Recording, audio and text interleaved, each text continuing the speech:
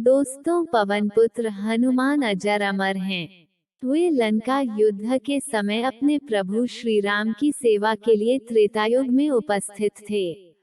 श्री राम ने जब जल समाधि ली तो हनुमान जी को यही पृथ्वी पर रुकने का आदेश दिया। तब से माना जाता है कि हनुमान जी पृथ्वी पर ही वास करते हैं।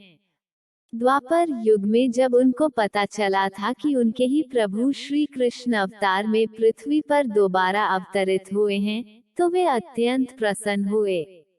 कहा जाता है कि महाभारत के युद्ध में भगवान श्री कृष्ण की इच्छा के अनुरूप बजरंगबली अर्जुन के रथ की ध्वजा पर विराजमान रहे।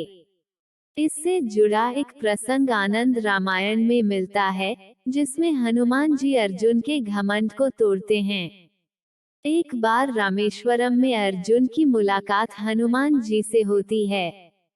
दोनों लोगों में लंका युद्ध को लेकर चर्चा होने लगी। अर्जुन को उस समय स्वयं पर संसार का सबसे बड़ा धनुर्धर होने का अभिमान था। बातचीत में उन्होंने हनुमान जी से कहा कि आपके प्रभु राम तो बड़े वीर योद्धा और धनुर्धर थे, तो उन्होंने लंका जाने के लिए बाणों से ही सेतु निर्माण क्यों नहीं कर दिया। इस पर हनुमान जी ने कहा कि बाणों का पुल वानर सेना के भार को सहन नहीं कर पाता। तब अर्जुन ने घमंड से कहा कि वे तो बाणों की ऐसा पुल बना देते जो टूटमा ही नहीं।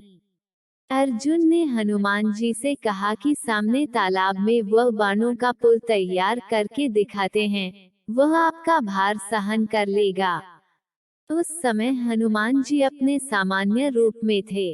अभिमान से चूर अर्जुन ने अपने बाणों से तालाब पर एक सेतु बना दिया और हनुमान जी को चुनौती दी।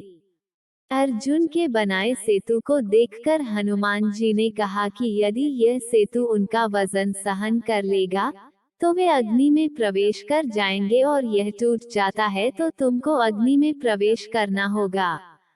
अर्जुन ने शर्त स्वीकार कर ली। हनुमान जी ने विशाल रूप धारण किया और जैसे ही पहला पग उस सेतु पर रखा, वह सेतु डगमगाने लगा। दूसरा पैर रखते हुए सेतु चरमराने लगा। उस पुल की हालात देखकर अर्जुन का सिर घमंड से नीचे हो गया। हनुमान जी ने जैसे ही तीसरा पग रखा, तो वह तालाब खून से लाल हो गया। यह देखकर हनुमान जी सेतु से नीचे आ गए और अर्जुन को अग्नि प्रज्वलित करने को कहा। अग्नि प्रज्वलित होते ही हनुमान जी उसमें प्रवेश करने वाले थे, तभी भगवान श्री कृष्ण प्रकट हुए और बजरंगबली को ऐसा करने से रोका। उन्होंने कहा कि हे भक्त श्रेष्ठ, आपके पहले ही पग के रखते यह सेतु टूट गया होता। अगर मैं कछुआ बनकर अपनी पीठ पर आपका भार सहन नहीं करता। तीसरा पग रखते ही मेरी पीठ से खून निकलने लगा। यह सुनकर हनुमान जी दुखी हो गए और उन्होंने भगवान श्री कृष्ण से क्षमा मांगी। उन्होंने कहा कि वे अपराधी हैं, उनके कारण उनके प्रभु को दुख पहुंचा है। इस श्री कृष्ण बोले कि यह सब उनकी ही इच्छा से हुआ है। उन्होंने हनुमान जी से कहा कि आप महाभारत युद्ध में अर्जुन की रथ पर लगी ध्वजा पर विराजमान रहें। जब महाभारत का युद्ध हुआ तो अर्जुन की रथ पर हनुमान जी शिखर पर लगे ध्वज पर विराजमान हो गए।